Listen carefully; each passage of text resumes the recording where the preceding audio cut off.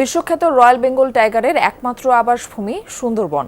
এখান থেকে অসুস্থ ও আহত অবস্থায় 4টি বাঘ উদ্ধার করেছে বন বিভাগ, কিন্তু 3টিকেই বাঁচানো যায়নি। চলতি বছরের শুরুতে শিকারির ফাঁদে গুরুতর আহত এক বাঘিনীকে উদ্ধারের পর প্রাণীটিকে বাঁচিয়ে তোলাই ছিল বন বিভাগের সবচেয়ে বড় চ্যালেঞ্জ। দীর্ঘ 6 মাস নিবিড় পরিচর্যার পর সেই বাঘিনীকে নিজ আবাসস্থলে ফিরিয়ে নেওয়া হয়েছে। কিভাবে এই বিরল সফলতা অর্জন করল বন বিভাগ? বিশ্ব বাঘ দিবসে জানব সেই গল্প। শেখ আল এহসানের প্রতিবেদন, ক্যামেরায় ছিলেন আমির সোহেল। ভোগান্তি ভুলে চলে আসুন রিগালে। ওয়ারেন্টি সহ স্টাইলিশ কালেকশন নিয়ে রেডি রিগাল ফার্নিচার।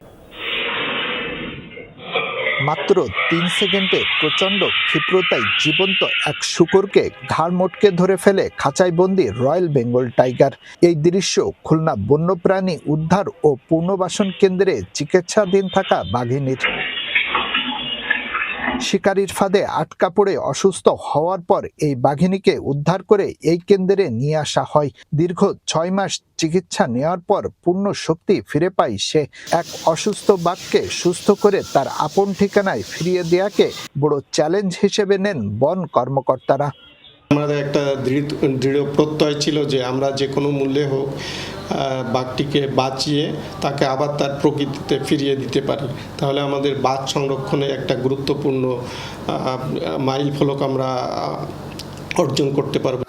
গত 4 জানুয়ারি সুন্দরবন পূর্ব বিভাগের চাঁদপাই রেঞ্জের সরকির খাল এলাকা থেকে 10-12 বছরের এই বাঘিনীকে উদ্ধার করে বন বিভাগ। হরিণ শিকারীর পাতা ফাঁদে আটকে তার সামনের বাম পায়ের নিচের অংশ মারাত্মকভাবে ক্ষতিগ্রস্ত হয়। কয়েকদিন ফাঁদে আটকে থাকায় না খেয়ে প্রচন্ড দুর্বল হয়ে পড়ে প্রাণীটি।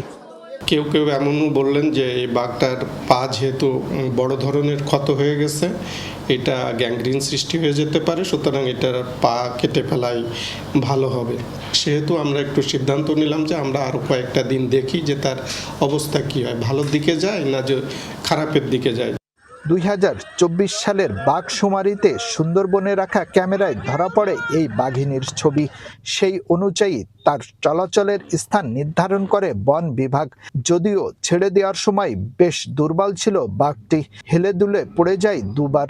সামাজিক যোগাযোগ মাধ্যমে এই ভিডিও ছড়িয়ে পড়ার পর বেশ সমালোচনায় পড়ে বন বিভাগ। তবে কর্মকর্তাদের দাবি সুস্থ করে বনে ফিরিয়ে দেওয়া হয়েছে রয়্যাল বেঙ্গল টাইগারকে। বাঘকে বন থেকে ছেড়ে এনে ধরে এনে আবার তাকে সুস্থ করে বনে ফিরে দিচ্ছি, খুব ভালো একটা অনুভূতি ছিল। বাট ছাড়ার সময় যে তড়িঘড়িটা করা হয়েছে সেটা আমাদেরকে খুব একটু পীড়া দিয়েছে। বাঘিনীকে বনে ছেড়ে দেওয়ার সময় উপস্থিত ছিলেন প্রধান বন সংরক্ষক। তিনি বলেন, বাঘিনীটিকে সুন্দরবনে ফিরিয়ে না দিয়ে সাফারি পার্কে নিয়ে যেতে চেয়েছিলেন কেউ, কিন্তু বন বিভাগের দৃঢ়তায় তাকে আবার বনে ফিরিয়ে দেওয়া সম্ভব হয়েছে। তখন একটি গ্রুপ কিন্তু তখন তাদের একটি বড় মনোভাব ছিল যে এটিকে বনে ফিরিয়ে না দিয়ে তাকে সাফারি পার্কে স্থানান্তর করা যায় কিনা, কিন্তু আমরা দেখেছি তার যেহেতু হান্টিং অ্যাবিলিটিটা আছে, আমরা সবাই মিলে সিদ্ধান্ত নিয়েছি যে তাকে বনে ফিরিয়ে দিতে হবে। অসুস্থ একটি বাঘকে উদ্ধার করে আবার বনে ফিরিয়ে দেওয়াকে মাইল ফলক হিসেবে দেখছেন বিশেষজ্ঞরা। বনু বাঘ অর্থাৎ এটি বন্দিদশার কোনো প্রাণী না, ফলে এটির এই যে একটা ম্যানেজড কন্ডিশনে, একটা ক্যাপটিভ কন্ডিশনে চিকিৎসা দেওয়া, এটা খুবই ঝুঁকিপূর্ণ এবং খুবই চ্যালেঞ্জিং ছিল।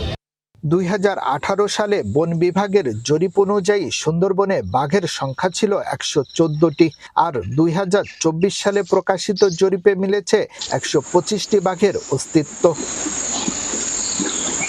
শেখ আল এহসান, যমুনা নিউজ, খুলনা।